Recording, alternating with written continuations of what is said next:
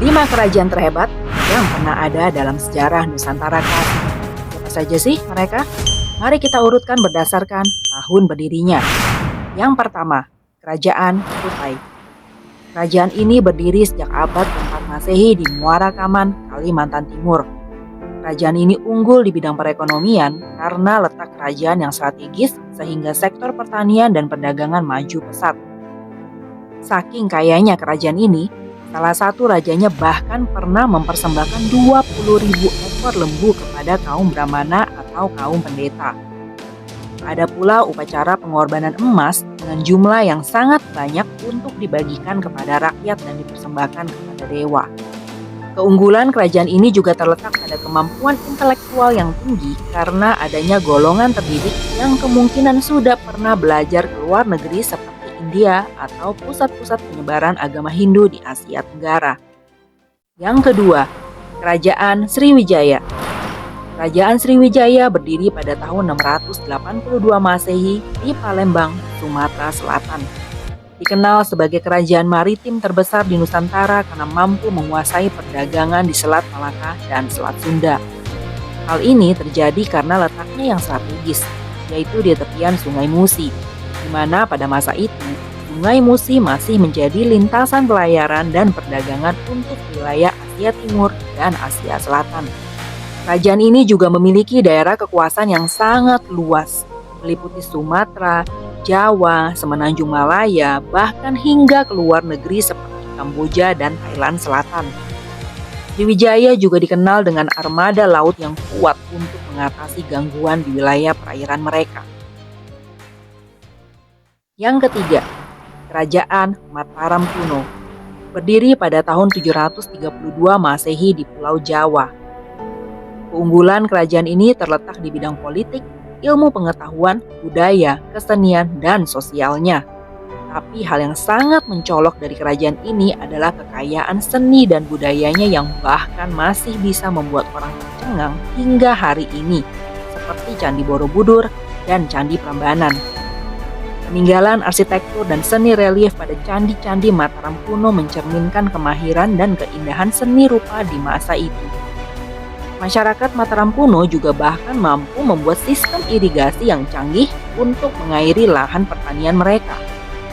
Mereka juga dapat mengetahui dan mengembangkan varietas tanaman yang cocok dengan iklim tempat mereka tinggal.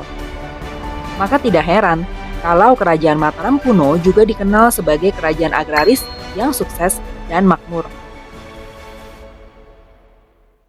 Yang keempat, Kerajaan Singasari. Berdiri pada tahun 1222 di Jawa Tengah dan memiliki nama asli Kerajaan Tumapel. Kerajaan Singasari unggul dalam hal sistem pemerintahan yang maju dan demokratis.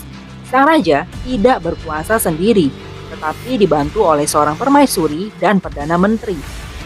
Kerajaan ini juga memiliki kekuatan militer yang tangguh dan disiplin.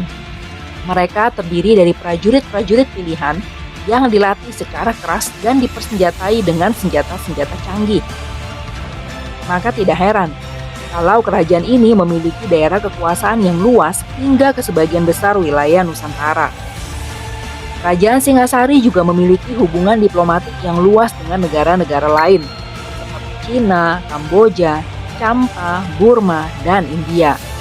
Selain dalam hal politik, kerajaan ini juga unggul dalam hal budaya dan kesenian. Rakyat Singasari memiliki kemampuan seni dan sastra yang tinggi, yang bisa dilihat dari berbagai peninggalan arkeologisnya.